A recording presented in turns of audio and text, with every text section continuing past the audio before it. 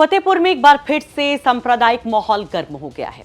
आपको याद होगा कि अगस्त के महीने में किस तरीके से यहाँ पर एक मकबरे में तोड़फोड़ की गई थी, पथराव हुआ था। हिंदूवादी संगठन के कुछ लोग ये कहते हुए कि दरअसल ये मकबरा नहीं, एक मंदिर है, वहाँ पर हमला बोल देते हैं और उसके बाद स्थिति बिगड़ जाती है।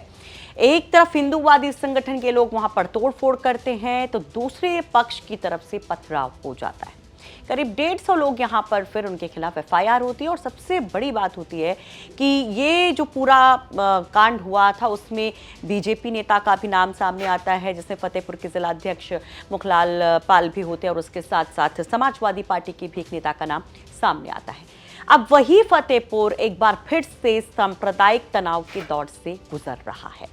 सोशल मीडिया पर एक वीडियो वायरल हो रहा है फतेहपुर का, जिसमें एक शख्स मजार तोड़ता हुआ दिखाई देता है और यहाँ पर वो ये साफ कहता हुआ सुनाई देता है, काफी एग्रेशन में ये शख्स नजर आता है और ये कहता है कि इसे बांग्लादेश नहीं समझिएगा, ये हिंदुस्तान है, यहाँ पर यहीं के नियम चलेंगे, यहाँ पर आप जिहादी जहनियत के साथ नहीं रह सकते।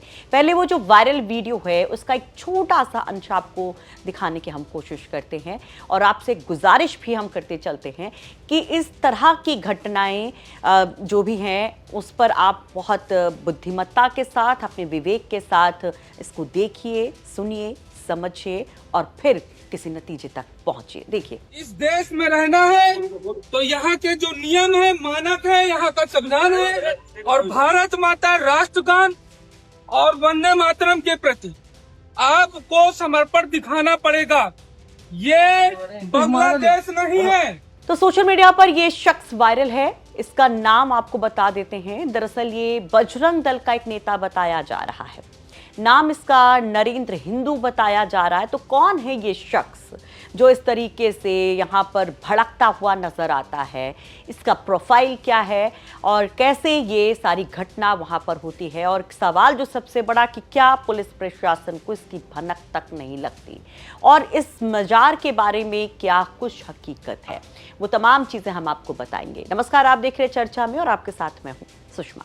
तो सबसे पहले आपको बता दें कि ये वली शाह की मज़ार बताई जा रही है और काफ़ी पुरानी ये मज़ार बताई जा रही है। हमारे सहयोगी नितेश के मुताबिक जो जानकारी है, ये करीब 60-70 साल पुरानी मज़ार है, लेकिन और ज़्यादा डिटेल्ड इन्फॉर्मेशन नहीं मिल पाई है। इस पर लोग ज़्यादा बोलने को तैयार नहीं हैं कि आखिर ये मज़ार किसने बनवाई थी, कौन यहाँ की देखरेख करता है, क्योंकि यहाँ जो हिंदूवादी संगठन है, बजरंग दल के जो लोग हैं, वो इस मज़ार के अस्तित्व पर ही सवाल उठाते हैं और कहते हैं कि ये मज़ार है ही नहीं। ज़रा सुनिए। हुसैनगंज की घटना एकदम गलत है। वहाँ पर हिंदू समाज के लोगों के द्वारा वहाँ पर ये सही है कि हमारे कुछ कार्यकर्ता किसी कार्यक्रम को लेकर के गए थे, लेकिन वहाँ पर किसी की मजार नहीं है। वो मजार ऐसे ही उन लोगों का तो है जो खाली पड़ा स्थान है, उसको ऊंचा करो, मिट्टी डालो और मजार बना दो। मैं आज डंके की चोट पे कहता हूँ उसको खोद लो, अगर किसी भी एक कुत्ते तक की हड्डी मिल जाए तो मुझे फांसी पर चढ़ा दो, मैं डंके की चोट पे कहता हूँ। अब इस प्रकार की मजारें भारत में तो नहीं रहने पाएंगी, ये निश्चित रूप से है। प्रशासन ने हमारे कार्यकर्ता को पकड़ करके थाने में बैठाल करके गलत किया है। हमने महीनों से चिल्ला रहा हूं कि हुसैनगंज में मंदिर के बगल में मुसलमानों द्वारा शौचालय बनाया गया है, उसको हटाया जाए। पुलिस के पास इसका समय नहीं है, लेकिन हमारे कार्यकर्ता को एकदम सक्रियता पूर्वक पकड़ लिया। एडिशनल भी जा रहे हैं, एसडीएम भी जा रहे हैं। तो ये एक पक्षी फतेहपुर जनपद की पुलिस प्रशासन के द्वारा जो निर्णय लिया गया है, अगर हमारे कार्यकर्ता को सम्मान पूर्वक नहीं छोड़ते हैं तो फिर हम मजबूर होकर के पुलिस थाने का घेराव करेंगे। तो ये नरेंद्र हिंदू नाम का शख्स, मूंछों वाला ये शख्स जो बड़े ताव से, बड़े एग्रेशन के साथ यहाँ पर कुल्हाड़ी चलाता नजर आता है, कुदाल चलाता नजर आता है, इस मज़ार को जो तोड़ता दिखाई देता है, उसको लेकर पुलिस ने अभी ऑफिशियली कोई स्टेटमेंट नहीं दिया है। सोशल मीडिया पर जब ये वीडियो वायरल होता है तो पुलिस बस इतना कहती है कि इस शख्स को गिरफ्तार कर लिया गया है, बाकी और कोई डिटेल्ड जानकारी पुलिस की तरफ से नहीं दी गई है। लेकिन जो हम आपसे कह ही रहे थे कि ये शख्स है कौन, वो आपको हम ज़रूर बताएंगे। दरअसल 23 तारीख की शाम को जो कुछ हुआ उसके बाद चर्चा में आया ये शख्स नरेंद्र हिंदू, ये करीब 7-8 साल से बजरंग दल से जुड़ा हुआ है। ये वैसे तो उन्नाव का रहने वाला है, लेकिन जो जानकारी मिल रही है कि इसके पिता जो थे वो नौकरी के सिलसिले में फतेहपुर में रह रहे थे। इस शख्स के पिता सफाई कर्मी कम चौकीदार की पोस्ट पर CHC हुसैनगंज में तैनात थे। ये शख्स जो है ये नरेंद्र हिंदू, ये दलित परिवार से आता है और पिता अब काम नहीं करते हैं, रिटायर्ड हो चुके हैं और मां का निधन हो चुका है और अब ये इसी तरीके से बजरंग दल के नेताओं के साथ वहां पर लगातार सक्रिय है। ये प्रखंड संयोजक भिटोरा है और अगर इसके हम केसेस की बात करें तो काफ़ी ज़्यादा उस इलाके में चर्चा में रहता है, अपने हिंदूवादी छवि को लेकर, अपनी तमाम बयानों को लेकर सोशल मीडिया पे भी ये काफ़ी ज़्यादा एग्रेशन के साथ अपनी बातों को रखता रहता है या फिर यूँ कहें कि नफरती बयान देता रहता है। इसके खिलाफ जो जानकारी मिल रही है कि करीब 3 केसेस भी दर्ज हैं और इसमें सरकारी कार्य में बाधा डालने, शांति भंग जैसी कार्रवाई है। वैसे जो अपने गुजारे भत्ते के लिए ये जो है शटरिंग का काम करता है और ये जो केस जो सामने आया फतेहपुर का भी मज़ार वाला, उसमें जो जानकारी मिल रही है कि पुलिस इसके ऊपर कार्रवाई करेगी, लेकिन किस तरह की कार्रवाई करेगी, क्या होगा, इस पर अभी कोई बयान नहीं, जैसा कि हम आपको पहले ही बता चुके हैं।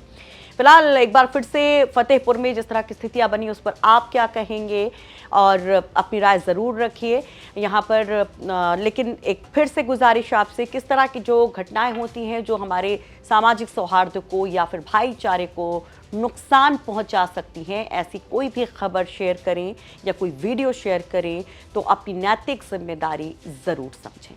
फतेहपुर से हमें ये रिपोर्ट तैयार करने में हमारी मदद की है हमारे सहयोगी नीतीश श्रीवास्तव ने। 1 नंबर की गाड़ियां, 9777 की गाड़ियां, आप जितने इन तीनों लोगों का नाम लिए सबके बड़े क्लोज एसोसिएशन दिखाई दिए। अभिषेक जी, हम भारतीय समाज में रहते हैं और बड़े को बड़ा भाई ही कहते हैं, हम लोग भाई साहब कहेंगे, छोटे को छोटा भाई कहेंगे। जो छोटा है छोटा भाई अपना है। मंचों से बड़े बड़े नेता जो मंच पे रहते हैं संबोधित कर देते हैं, अरे मेरे छोटे भाई फल। तो ये कोई हमारी संस्कृति है, ये किसी को नहीं तो क्या वो करते हम संबोधित करके। आप बताएं, आप भी इसी समाज से, आप कहीं बाहर से आ गए, US से आ गए हैं आप यहाँ। जो हमारा समाज है, जो हमारी संस्कृति, जो हमारी परंपरा है, वो चलेंगी। वो किसी घटना उससे नहीं बदल जाने वाली है या बदल जाएंगी। और सोशल मीडिया, इसकी क्या इंपॉर्टेंस है बता दीजिए। पैसे पे लोग तमाम सोशल मीडिया हैंडलर हैं जो कि लिखते हैं, पैसा लेके लोगों को अनाप शनाप लिखते हैं, अपशब्दों का प्रयोग करते हैं। इस पे तो रेगुलेशन लाना चाहिए भारत सरकार को कि सोशल मीडिया पे कोई किसी को अपशब्द ना कह सके। अगर कार्रवाई FIR पे जेल भेजना चाहिए। आप देखिए, मैं देखता हूँ कितनी भद्दी भद्दी लोग गालियां देते हैं सोशल मीडिया पे। अलाउ है, ये सभ्य समाज की पहचान है, यही सोशल मीडिया है। कुछ भी लिखते रहो। अभिव्यक्ति की स्वतंत्रता का मतलब ये नहीं कि आप कुछ भी किसी का मान मर्दन कर दो।